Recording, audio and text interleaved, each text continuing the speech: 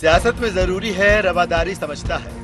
वो रोजा तो नहीं रखता, इफ्तारी समझता है। शायर अकबर इलाहाबादी की ये लाइनें इन दिनों मध्य प्रदेश की सियासत पर बिल्कुल सटीक बैठ रही है। मौसम चुनावी चल रहा है, ऐसे में 30 त्योहार भी चुनावी हो गए हैं और इन पर भी चुनावी रंग चढ़ने लगा है।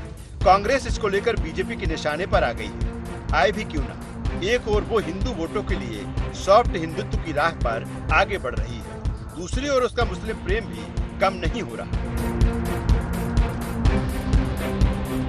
ये दो तस्वीरें देखकर आप समझ सकते हैं कांग्रेस कैसे मुस्लिमों को अपने साथ बनाए रखने के साथ ही हिंदू वोटों को साधने में कोई कोर कसर बकाया नहीं रख रही। पहली तस्वीर राजधानी भोपाल की है, जहां कांग्रेस के दफ्तर में हनुमान जयंती मनाई जा रही है। दूसरी छिंदवाड़ा की, जहां पीसीसी चीफ कमलनाथ रोजा इफ्तारी कर रहे हैं। आप कहेंगे इसमें गलत क्या है? सर्वधर्म समभाव तो हमारी संस्कृति है, इसे हम गंगा जमुनी तहजीब कहते आए हैं। लेकिन बात ऐसी नहीं है। मौका त्योहार का है, लेकिन बातें पूरी सियासी हो रही है। आप सबको एक बड़ा सवाल है, मुझे प्रदेश सवाल है। आप चाहते हैं मैं यहाँ बंद के रह जाऊँ तो मैं बंद के रह जाता हूँ। आप सब जगह देख रहे हैं क्या हो रहा है। इस तरह गंगा प्रसाद पूरे देश भर में ये कर रहे हैं। गंगा प्रसाद बहुत पूरे देश को बर्बाद करके छोड़ेंगे। तो सुना आपने, कमलनाथ रोजेदारों से छिंदवाड़ा संभालने को कह रहे हैं। यही नहीं, वो लोगों से बात करते हुए बीजेपी पर दंगा फसाद करवाने का आरोप भी लगा रहे हैं। कमलनाथ का ये वीडियो सामने आते ही प्रदेश का सियासी पारा चढ़ गया है। कमलनाथ के इस बयान पर मुख्यमंत्री शिवराज सिंह चौहान और प्रदेश के गृह मंत्री डॉक्टर नरोत्तम मिश्रा ने उन्हें निशाने पर ले लिया। वही कांग्रेस कह रही है कि कमलनाथ के बयान में कुछ गलत नहीं है। अब मुझे समझ में नहीं आता, इससे उनकी कुटिलता जाहिर हो रही है। एक तरफ वो हनुमान भक्त होने का प्रचार करवाते हैं और दूसरी तरफ वो रोजा इफ्तार में जाके दंगे फसाद की बात करके क्या कहना चाहते हैं कि इस नाम पे सबको इकट्ठा करके और उनके वोट प्राप्त करने वो रोजा इफ्तार में गए थे। स्तरहीन और घटिया राजनीति, डर दिखाओ वोट पाओ। मध्य प्रदेश शांति का टापू है इस समय। कहाँ दंगे हो रहे हैं मध्य प्रदेश? ये वदनीयत है, ये कुटिलता है, ये तुष्टीकरण है जो करके कमलनाथ वोट हासिल करना चाह रहे हैं। मैं इसकी निंदा करता हूँ। अब रोजेदारों के बीच बैठकर विषमन करना, भय पैदा करना, अलगाव पैदा करना, ये कांग्रेस की एक परंपरा सी बनती जा रही है। दंगे फसाद की बात क्यों करना थी पवित्र धार्मिक कार्यक्रम के अंदर? लेकिन विभाजन की राजनीति कांग्रेस का एक पिछले चुनाव के पहले भी आपने देखा होगा, ऐसे ही अल्पसंख्यक समाज के बीच में बैठकर वो इस तरह की बात पिछले चुनाव पे भी कर रहे थे। आखिर कब तक कमलनाथ जी इस तरह की सांप्रदायिकता का विस्मरण करेंगे? कोई डर कोई नहीं दिखा रहा है। तो भारतीय जनता पार्टी का है मामला, इवेंट मैनेजमेंट का। ये तो एक लाइन पकड़ते हैं, कहीं से तो निकल जाए वोट, क्योंकि ये वोट के मामले में पूरी तरह से इनकी जमीन खिसक चुकी है। तो एक एक शब्द को पकड़ने की कोशिश कर रहे हैं, इससे कुछ नहीं होगा। दंगे फसाद जब भी होते हैं सरकार के फेल्योर से होते हैं। कमलनाथ का मुस्लिमों के बीच इस तरह का पहला बयान नहीं है। इससे पहले पिछले लोकसभा चुनाव में कमलनाथ का एक ऐसा ही बयान सामने आया था, जिसमें वो भोपाल के मौलानाओं से कह रहे थे कि बीजेपी को तभी हराया जा सकता है जब कांग्रेस को 90% से अधिक मुस्लिमों के वोट मिले। मध्य प्रदेश में 2023 के विधानसभा चुनाव के लिए बीजेपी राज्य के स्थानीय मुद्दों के साथ हिंदुत्व और राष्ट्रवाद की भी मदद ले रही है, तो कांग्रेस भी इसमें कोई कोर कसर बकाया नहीं रख रही। खासकर PCC chief Kamal Nath soft Hindutva की राह पर आगे बढ़ रहे हैं। 2018 के बाद अब न केवल पीसीसी में भगवा झलक दिखाई पड़ने लगी है, बल्कि हिंदू राष्ट्र की पैरोकारी करने वाले धीरेन्द्र कृष्ण शास्त्री और पंडित प्रदीप मिश्रा जैसे कथावाचकों के दरबार में भी वो हाजिरी लगा रहे हैं। लेकिन छिंदवाड़ा के रोजेदारों के बीच उनके इस बयान ने न केवल उन्हें बीजेपी के निशाने पर ला दिया, बल्कि सवाल ये भी उठने लगा कि सबको साधने की कोशिश में कहीं कांग्रेस की स्थिति खुदा मिला न विसाले सनम वाली तो नहीं हो जाएगी। Bureau report, IND 24।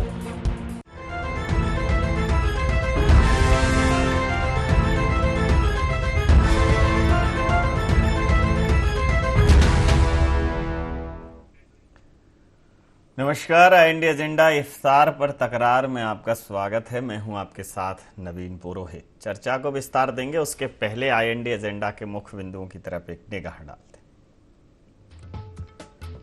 30 त्योहारों पर क्यों हो रही सियासत? मुसलमानों को दंगों का भय दिखाकर क्या संदेश दे रहे हैं कमलनाथ? क्या सचमुच मुस्लिम तुष्टीकरण कर रही है कांग्रेस? क्या 2023 में मध्य प्रदेश में विकास और सुशासन पर हावी होगी धर्म की सियासत? नमस्कार, इन्हीं सवालों के साथ चर्चा में आप सबका पुनः स्वागत है। मध्य प्रदेश में दोनों मुख्य राजनीतिक दल एक दूसरे पर हमलावर हैं और दोनों विपक्ष की भूमिका में रह चुके हैं। अगर मैं इस पंचवर्षीय की बात करूं तो ये बहुत ही अजीब सा संयोग होगा कि दोनों इस पंचवर्षीय में विपक्ष की भूमिका में रह चुके हैं। तो दोनों विपक्षी दल और दोनों सत्ताधारी दल एक दूसरे पर आरोप प्रत्यारोप कर रहे हैं और इस आरोप प्रत्यारोप में इस समय धर्म की राजनीति हो रही है, मजहब पर सियासत हो रही है। एक रोजा इफ्तार के कार्यक्रम में कमलनाथ जी के एक वक्तव्य को, जो निश्चित रूप से मीडिया को तो नहीं दिया गया होगा, लेकिन अब ये हर राजनेता को समझना होगा कि यदि आप घर से बाहर हैं और घर में भी हैं तो अब आप जो बोल रहे हैं वो तो रिकॉर्ड हो रहा है। तो किसी न किसी कैमरे में ये वाकया रिकॉर्ड हुआ और वो यह था कि वो कह रहे हैं कि मुझे पूरा प्रदेश संभालना है, इसलिए मुझे यहाँ से जाने दीजिए। और वैसे भी आप देख रहे हैं कि किस प्रकार की मध्य प्रदेश में और देश में राजनीति हो रही है। अलगाववाद की राजनीति हो रही है, वर्ग विशेष की राजनीति हो रही है, हिंदुत्व की राजनीति हो रही है, मुसलमानों पर कहीं ना कहीं एक संकट है। इस प्रकार की बात कमलनाथ जी ने की तो भारतीय जनता पार्टी हमलावर हुई कि एक तरफ तो वह हनुमान चालीसा का पाठ करवाते हैं, भारतीय जनता पार्टी हमलावर होते हुए यह भी कह रही है कि पीसीसी के कार्यालय पर भगवा लहरा रहे हैं और रोज़ा इफ्तारी में जा रहे हैं, उस पर आपत्ति नहीं है, लेकिन जो वो बात कह रहे हैं वो निश्चित रूप से गलत है। यह बदनीयती है, यह बात सीएम ने कही। विस्बमन कर रहे हैं, यह बात सरकार के प्रवक्ता डॉक्टर नरोत्तम मिश्रा ने कही। जबकि कांग्रेस का कहना है कि सिर्फ बाल की खाल निकालना भारतीय जनता पार्टी का शगल बन गया है। उनके कहने का ये मंतव्य नहीं था, एक शब्द को पकड़कर उसके भावार्थ को प्रस्तुत करना भारतीय जनता पार्टी की एक नीति बन गई। तो इसी मुद्दे पर करेंगे चर्चा। हमारे साथ चर्चा में शामिल हैं अनिल पटेल जी, सह मीडिया प्रभारी हैं मध्य प्रदेश भारतीय जनता पार्टी के। अमित तावरे जी, प्रवक्ता मध्य प्रदेश कांग्रेस के हमारे साथ हैं। वरिष्ठ पत्रकार आदरणीय योगीराज योगेश जी हमारे साथ हैं। आप समस्त महानुभावों का बहुत बहुत स्वागत है। और सीधा सवाल अनिल जी, आपको कमलनाथ जी के बयान में या भारतीय जनता पार्टी को कमलनाथ जी के बयान में क्यों सियासत नजर आ रही है, और वो भी तुष्टीकरण की सियासत? देखिए, निश्चित तौर से कमलनाथ जी ने जो बयान दिया है वो मुस्लिम तुष्टीकरण के नियत से ही दिया गया है। जब वो हनुमान जी की पूजा करते हैं और फिर जाकर के इस तरह के विषय छेड़ते हैं तो निश्चित तौर से कहीं ना कहीं इस तरह के कोई षड्यंत्र की बू तो आती है।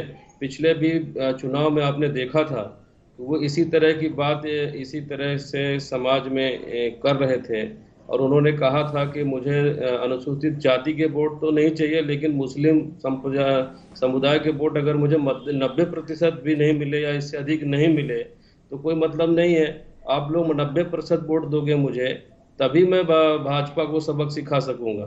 तो ये मुस्लिम तुष्टीकरण नहीं है तो क्या है बताइए? और ये आज से नहीं करते आ रहे हैं कमलनाथ जी और कांग्रेस। आज़ादी के बाद से ही मुस्लिम तुष्टीकरण इनका चालू हो गया था। आपका और सर मुस्लिम किसी वजह से झुका है या मोबाइल की वजह से?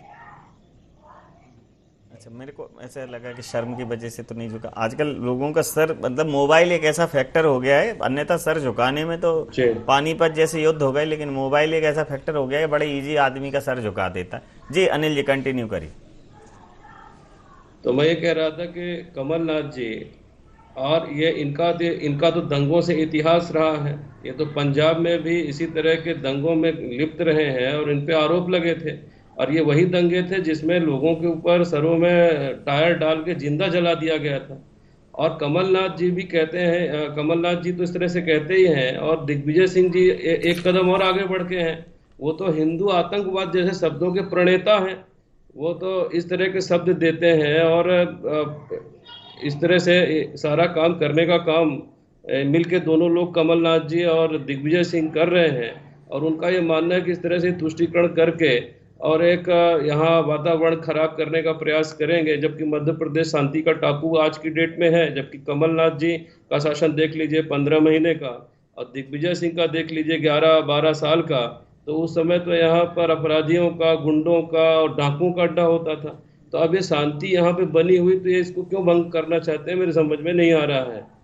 जी अमित जी, समझ में नहीं आ रहा है, समझाइए अगर हो सके तो। वही समझ रहा था मैं, जो मेरा सर जो नीचे था, जी जी। जो आप पूछ रहे थे शर्म से या किस बात से, तो मैं वही देख रहा था। नहीं आपको मतलब हो बताने के सकता है लिए। आपको शर्म भारतीय जनता पार्टी की बयान पर आ जाए तो या पूरे अपनी बात देश पर को आ जाए, आती मतलब है, शर्म का ये तो- शर्म रहनी चाहिए। रहमन पानी राखिए बिन पानी सब सूं। देखिए, मुख्यमंत्री जी और अभी गृह मंत्री जी की बात में सुन रहा था, कहाँ दंगे हो रहे हैं। ये मध्य प्रदेश की रिपोर्ट है कि पिछले 7 साल में 229 दंगे मध्य प्रदेश में हुए हैं। और मुझे अच्छा लगता कि मुख्यमंत्री जी यदि बात करते कानून व्यवस्था की या गृह मंत्री जी बात करते। हमने देखा है कि पिछले कुछ महीने पहले जब इंदौर में पीएफआई के लोग पकड़े गए, तो किस तरीके से केंद्र की जो एजेंसियां आई वो पकड़ के ले गई। यहाँ की एजेंसियों को तो भनक ही नहीं थी कि पीएफआई के लोग यहाँ पर हैं। और जो ये दंगों की बात कर रहा हूँ मैं, सिर्फ मध्य प्रदेश की बात नहीं है। सरकार ने संसद में बताया है दिसंबर 2022 में 2017 से 21 के बीच पूरे देश में 2900 दंगों के मामले आए हैं। तो कमलनाथ जी ने क्या गलत कहा है? हालांकि कमलनाथ जी से कमलनाथ फोबिया होना जायज़ है, क्योंकि 2018 में जब 6 महीने पहले कमलनाथ जी आए थे, मेरे हिसाब से जुलाई में उनकी नियुक्ति हो गई थी मध्य प्रदेश कांग्रेस अध्यक्ष के रूप में। और 6 महीने बाद जब चुनाव हुए तो भारतीय जनता पार्टी के सारे नेता घर बैठ गए, शिवराज जी भी घर बैठ गए और कांग्रेस की सरकार बन गई। अब अनुभव जो है कमलनाथ जी का 5 साल 6 महीने का है, तो घबराहट होना बिल्कुल जायज़ बात है। और ये जितना कमलनाथ जी के बारे में कहेंगे, इनकी घबराहट की सीमा ही नहीं है कोई। अमित शाह जी जब मंच पे रहते हैं तो शिवराज जी बोलते हैं कमलनाथ जी के राजनीतिक कैरियर को ज़मीन में गाड़ना है। तो छिंदवाड़ा की जनता तय कर लेती है कि शिवराज जी अब चुनाव आने दीजिए, बिल्कुल हाथ तैयार है और बटन किसकी दबाना है ये भी तैयार है। क्योंकि आप किसी के क्षेत्र में जाकर जब आप गाड़ने की बात करते हैं तो वहाँ की जनता जानती है कि हम क्यों जिता रहे हैं इनको सालों से, कुछ ना कुछ कारण होता है। रही बात धार्मिक बात की या जो रोज़ा अफ्तार में उन्होंने बात कही है, मैंने आंकड़ों के साथ ये बता दिया है कि क्यों उन्होंने ऐसी बात कही है, क्यों दंगों की बात आई है। मैंने केंद्र के भी आंकड़े बताए हैं और मध्य प्रदेश के आंकड़े भी आपको बताए हैं। जी जी, आपकी बात पर प्रतिक्रिया ले लेता हूँ। योगी राज जी, आंकड़े आधारित बात थी, हालांकि आंकड़े आधारित बात है तो मुझे लगता है कि इसको सदन में कहो। आंकड़े आधारित बात है तो सदन में जब हम पहुंचेंगे तो सदन इन द सेंस, सदन का मतलब विधानसभा नहीं होती। क्योंकि कुछ चीजें ऐसी हैं जो जनमानस के अंदर एक भय पैदा करती हैं। सड़क पे हम कहते हैं ना, नहीं सड़क पे भी नहीं कहना चाहिए। मैं ये कह रहा हूँ, जैसे ये जो रिपोर्ट्स हैं, ये रिपोर्ट सार्वजनिक करने से अगर आपको लगता है कि सामाजिक समरसता संसद में ही सरकार ने दिया है। जी जी, संसद निश्चित रूप से मैं वही कह रहा हूँ, संसद में दिया है तो अच्छी बात है, संसद में पूछा गया, उस पर और फॉलो अप होना चाहिए। लेकिन इन आंकड़ों पर अगर बात आम पब्लिक के बीच में होगी और खासकर इस तरह से होगी तो उसको दूसरा स्वरूप दिया जा सकता है। आईएनडी सबसे बड़ा ब्रांड है।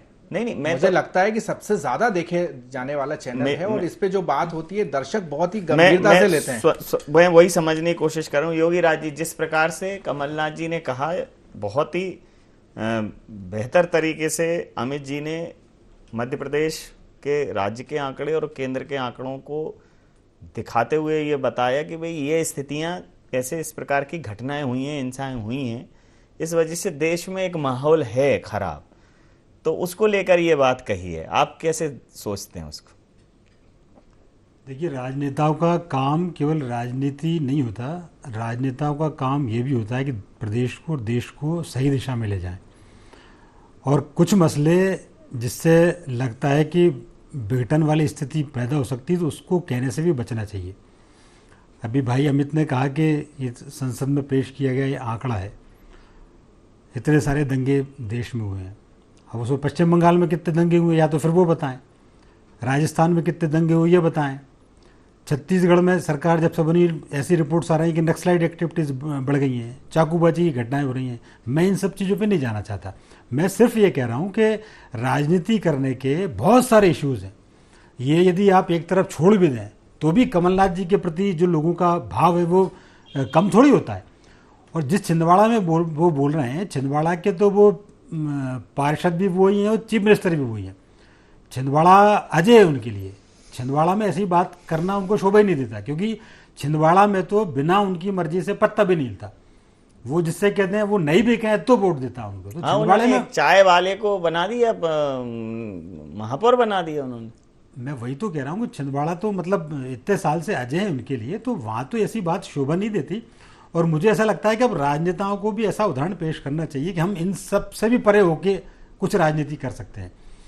ये बात करना कि साहब दंगे हो रहे हैं, ये उदाहरण कहाँ प्रस्तुत हो रहा है ये तो बताओ, कहाँ हो रहा है? अब तो जैसे देखिए आप SC ST के लिए भीम आर्मी बन गई है, आदिवासियों के लिए जैसे संगठन आ गए। मुझे लगता है कि अब तो समाज में जिस तरह से विघटन की खाई और बढ़ रही है वो तो और भी भयावह है। मैं वही तो कह रहा हूँ कि राजनेताओं का काम एक ये भी है कि उस विघटन को कम करें, उस विघटन को लेकर कोई सॉल्यूशन दें। AIM हाँ बिल्कुल, असदुद्दीन ओवैसी की एक है, कोई भी हो, चाहे बीजेपी हो, चाहे कांग्रेस हो, चाहे ओबीसी हो। लेकिन आप यदि इसी ट्रैक पे चलेंगे तो फिर कैसे देश आगे बढ़ पाएगा, प्रदेश आगे बढ़ पाएगा? इन चीज़ों से कोई भी राजनीतिक दल अछूता नहीं है। कांग्रेस क्या ये गारंटी ले पाएगी कि हम आ गए तो हम एक भी दंगा होने नहीं देंगे? ये कोई नहीं ले सकता। ये कई चीज़ परिस्थिति जन्य होती हैं। तो इन सबसे परे होकर यदि कोई बात करें, कोई अच्छी पॉजिटिव, कोई सकारात्मक यदि कोई बात करे। और कहा तो ये भी जा रहा है कि अभी मध्य प्रदेश कांग्रेस को पूरा भगवा में कर दिया, तो कांग्रेस में ये खेमे ने आपत्ति दर्ज की कि साहब हमारे जब त्यौहार होते हैं तो आप ऐसा नहीं सजा दे PCC को। तो शायद हो सकता है कि उसको जवाब देने के लिए इस तरीके का भी प्रोग्राम में वो शामिल हुए। पूछ लेता हूं ये दीगर बात है पॉलिटिक्स की। क्या अमित जी ये पॉलिटिकल स्टंट है या पॉलिटिकल बैलेंस करने की कवायद है? Political social balance. देखिए, सबसे महत्वपूर्ण बात यह है कि कमलनाथ जी ने जो बात करी वो कोई राजनीतिक मंच नहीं था, पहली बात। दूसरी बात, कोई प्रेस कॉन्फ्रेंस नहीं थी। तीसरी बात, वहां कोई पत्रकार या कोई ऐसी मीडिया उपस्थित नहीं थी। एक पारिवारिक कार्यक्रम था रोजा अफ्तार का। सामान्य बात होती है, वीडियो को आप 10 बार देखेंगे तो 10 बार आपको समझ में आ जाएगा। दूसरी सबसे महत्वपूर्ण बात कि जो लोग ये बात करते हैं कि क्या कांग्रेस गारंटी देगी, मैं उनको बड़े जिम्मेदारी के साथ कहना चाहता हूं, आंकड़े आप उठाओ। दिग्विजय सिंह जी के शासनकाल में 10 साल में कितने दंगे हुए और इनके शासनकाल में कितने दंगे हुए? मनमोहन सिंह साहब के टाइम कितने दंगे हुए देश में और अभी कितने दंगे हुए? मैं तो अभी आपकी टीम से कहूंगा कि अभी सर्च करके अभी रिपोर्ट बता दें, तो अपने आप तय हो जाएगा कि कौन बेहतर शासन चलाता है। देखिए साहब, ये देश नफरत से नहीं चलने वाला। हो सकता है अब ये भावनाएं वैसी चल रही हो, लेकिन फिजा हमेशा एक जैसी नहीं रहती है। ये हिंदुस्तान वो हिंदुस्तान है कि जहां पे हर 10 किलोमीटर में भाषाएं बदल जाती हैं, पहनावा बदल जाता है। ये पूरे 135 करोड़ लोग मिलकर हिंदुस्तान को बनाते हैं। और कांग्रेस ने इस देश को इसी तरह से चलाया है, कश्मीर से लेकर कन्याकुमारी तक। लेकिन आज जो हालात दिख रहे हैं वो आपके हमारे सबके सामने है। और हमने कैसे चलाया है, या ये तो आंकड़ों की बात होती है जो मैंने बताया आपको। जी अनिल जी, ये देश जो है नफरत से नहीं चलेगा। राहुल जी ने मोहब्बत की दुकान खोली थी, मोहब्बत का पैगाम लेके राहुल जी निकले थे। वैसे सामान्यतः हम लोग बोलते हैं कि देश कश्मीर से कन्याकुमारी तक भारत एक है, लेकिन उन्होंने शुरुआत कश्मीर से कन्याकुमारी से कश्मीर की तरफ की। रिवर्स पोजीशन में उन्होंने अपनी यात्रा निकाली, भारत जोड़ो यात्रा। हालांकि तब क्वेश्चन मार्क था आप लोगों की तरफ से कि भारत आखिर टूटा कहाँ है। तो कांग्रेस को ये लगता है कि कहीं ना कहीं भारतीय जनता पार्टी इस प्रकार की सियासत करके देश में एक वाद को बढ़ावा दे रही है, एक नई विचारधारा को पोषित कर रही है। देखिए, राहुल गांधी जी ने यात्रा निकाली थी, भारत तोड़ो यात्रा। मैं तो उसको भारत तोड़ो यात्रा कहता हूँ। और टुकड़े टुकड़े गैंग उसमें शामिल हुआ था। और इनकी यात्रा में कोई विघ्न नहीं आया, आपने देखा होगा, कोई विघ्न नहीं आया। क्यों नहीं आया? क्योंकि हमारे प्रधानमंत्री नरेंद्र मोदी जी ने ऐसी सरकार केंद्र में दी है और प्रदेशों में दी है, जिनके कारण की निर्विघ्न यात्रा जो है कश्मीर पहुंची, उन्होंने तिरंगा लहराया था।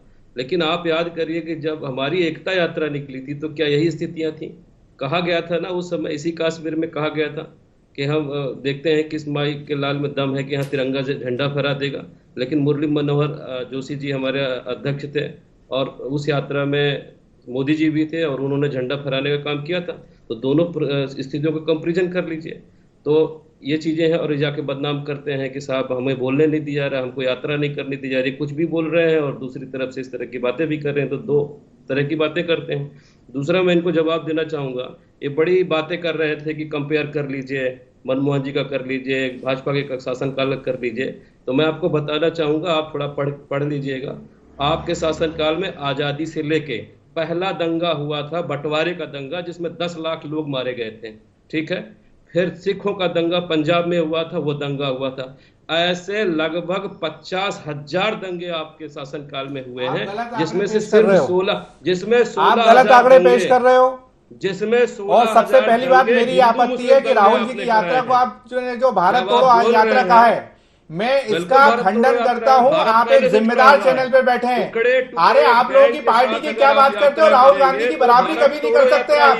जो व्यक्ति पैदल चला हो हजारों किलोमीटर कन्याकुमारी से कश्मीर तक, क्या वो भारत को तोड़ने के लिए चला है? जिसके पिताजी को बम से उड़ा दिया गया, जिसकी दादी ने देश के लिए जान दी, क्या आपकी पार्टी में कोई कार्यकर्ता है? और किस तिरंगे की बात करते हो? तिरंगे का विरोध करने वाली विचारधारा के लोग हो आप राहुल गांधी का कभी मुकाबला नहीं कर सकते। चल के बताइए, ऐसे लोगों के साथ इतनी किलोमीटर यात्रा चल के बताइए। और आपकी यात्राओं के बाद तो जो दंगे होते थे वो इस देश की जनता ने देखा है। राहुल गांधी की तुलना आपका कोई नेता नहीं कर सकता। आपकी आपत्ति नाम आप बता दीजिए। आपकी आपत्ति दर्ज सेवक संघ का कोई एक व्यक्ति आपकी आपत्ति दर्ज हो गई। तब पार्टियां थी, जिम्मेदार चैनल पर बैठे हैं, तब पार्टियां थी। आप इस तरीके की भाषा अब अगर मैं नहीं कर सकते। सुनिए तो तब मैं भी नरेंद्र मोदी जी को लेकर गुजरात और गोधरा के बारे में बोल सकता हूँ। जिम्मेदार व्यक्ति मैं आपसे आशा करूंगा कि आप सकारात्मक भाषा का प्रयोग यहाँ पर करेंगे। मेरा आग्रह ये था कि तब राहुल गांधी की क्या बात करते हो? दुनिया की सबसे बड़ी यूनिवर्सिटी से पढ़कर आया है वो। आपके प्रधानमंत्री की तो डिग्री नहीं मिलती, कैम्ब्रिज और ऑक्सफोर्ड की। आपके प्रधानमंत्री की तो डिग्री नहीं मिलती। बताइए कहाँ तक पढ़े? 20 साल पहले वो कहते हैं राजीव शुक्ला जी को मैं पढ़ा लिखा नहीं हूँ, फिर कहते हैं 73 में MBA कर लिया। ये तो स्थिति है आपके प्रधानमंत्री। सुनिए मेरी बात, राहुल गांधी की बात, मेरी बात सुनिए। राहुल गांधी जी की तो बात भाई तुलना कर पाएंगे नहीं कर पाएंगे, ये मेरा विषय नहीं है। लेकिन ये प्रश्न एक ऐसा प्रश्न है कि भाई बताइए आपका आजादी में क्या योगदान था? तो कांग्रेस के अलावा कोई पार्टी थी नहीं, लेकिन न समाजवादी का कोई योगदान। 1924 में राष्ट्रीय स्वयंसेवक संघ की स्थापना हो गई थी। मैं सिर्फ इतना कह रहा हूं कि किसी भी राज्य में छोटा हूं नवीन जी। जी 1924 में हुई थी राष्ट्रीय स्वयंसेवक संघ की स्थापना। जी तो क्या योगदान था आजादी में? पूछ लेता हूं, अनिल जी से ही पूछ लेता हूं। बात बड़े छोटे की नहीं है, बात लॉजिक की। जी अनिल जी बताइए, ये प्रश्न उठा रहे हैं कि क्या योगदान था? देखिए, पहला मेरा प्रश्न है, फिर मेरा जवाब भी है। पहला प्रश्न ये है कि भारत कांग्रेस की स्थापना किसने की थी? सवाल का जवाब किन उद्देश्यों को लेकर की थी? क्या मेरा जो सवाल है पहले वो बताइए। क्या सेफ्टी बाल्ब के रूप में काम नहीं कर रहे थे आप? जवाब दीजिए। जो मैंने सवाल किया है, 1924 में स्थापना हो गई राष्ट्रीय स्वयंसेवक संघ की, काम नहीं कर रहे। चलिए अब जवाब जिस पोजीशन पे पहुंच गई है चर्चा, वहां जवाब अब आएगा नहीं। जवाब भी मांगते हैं, जवाब उलझ गया है। को स्वतंत्रता संग्राम से जवाब उलझ गया, था ही नहीं कभी। जवाब उलझ गया है। मैं प्रतिक्रिया ले लेता हूं, अंतिम प्रतिक्रिया के साथ चर्चा समाप्त करूंगा। योगी राज जी वहीं से शुरू करूंगा जहां आप बोल रहे थे कि बहुत जरूरत है जिम्मेदारीपूर्ण व्यवहार करने की राजनेताओं को, क्योंकि उकसाऊ भड़काऊ भाषण, पक्षपातपूर्ण भाषण, वर्ग विशेष के हित के भाषण, ये राजनीति को पोषित करें, हो सकता है कर दें, लेकिन ये देश के लिए तो घातक हैं। क्या कहें? नहीं, बिल्कुल सही बात है। और सबसे ज़्यादा घातक कांग्रेस के लिए हुआ कि कांग्रेस अस्ताचल की ओर चली गई, क्योंकि वर्ग विशेष के प्रति उसका लगाव जो रहा वो आज भी छूट नहीं पा रहा। आज भी उनके ऊपर ये टैग लगा हुआ है कि यदि भगवा में कर दिया जाता है प्रदेश कांग्रेस का कार्यालय तो दृढ़तापूर्वक उसका विरोध कर दिया जाता है खुद कांग्रेस में कि साहब हमारे त्योहारों पर ऐसा क्यों नहीं होता। तो यदि यही राजनीति से कांग्रेस नहीं हो पाई तो मुझे नहीं लगता कि आगे वो कहाँ तक जा पाएगी। इसलिए मैंने पहले ही ये कहा था, मेरा ये उद्देश्य नहीं था कि कौन किसकी राजनीति कर रहा है। मैं तो ये कह रहा हूं कि राजनेताओं का एक कर्तव्य ये भी होता है कि प्रदेश या देश में जो भी मिसकंसेप्शन फैले हुए हैं उन सबको वो दूर भी करें। वो केवल ये नहीं बताएं कि साहब इनके वजह से ये दंगा हो जाएगा, इनके राज में इतने दंगे हो गए, हम आ जाएंगे तो हम बिल्कुल अमन चैन और शांति स्थापित कर देंगे। हमने कांग्रेस को 60-70 साल देखा, बीजेपी को भी देखा, समस्याएं जस की तस हैं, बात जरूर सब बढ़ चढ़ के और बड़े सीने तान के बात करते हैं, हम ऐसा कर देंगे, हम वैसा कर देंगे। कहाँ हो पाया? आप बताओ, आज तक दंगे रुक पाए क्या? जब से देश आजाद हुआ कोई दंगे नहीं रोक पाया। तो इन सब की बातें ही क्यों करना? आप दूसरी बातों पर यदि आप लेके जनता के बीच में जाओ तो आपका भी एक इंप्रेशन अच्छा पड़ेगा।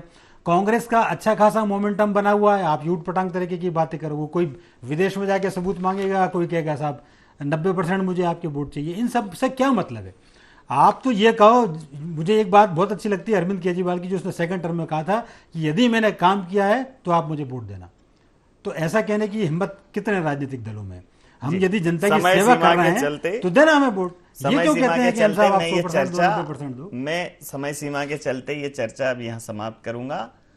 आप समस्त महानुभावों का बहुत बहुत धन्यवाद, बहुत बहुत आभार। तो मध्य प्रदेश में मजहबी सियासत अपने पूरे शबाब पर है और इस बार कांग्रेस फिर यहाँ कन्फ्यूज है। कांग्रेस पर अक्सर मुस्लिम तुष्टीकरण के आरोप लगते रहे हैं, लेकिन कांग्रेस कई बार सॉफ्ट हिंदुत्व को अपनाते हुए भी दिख रही है।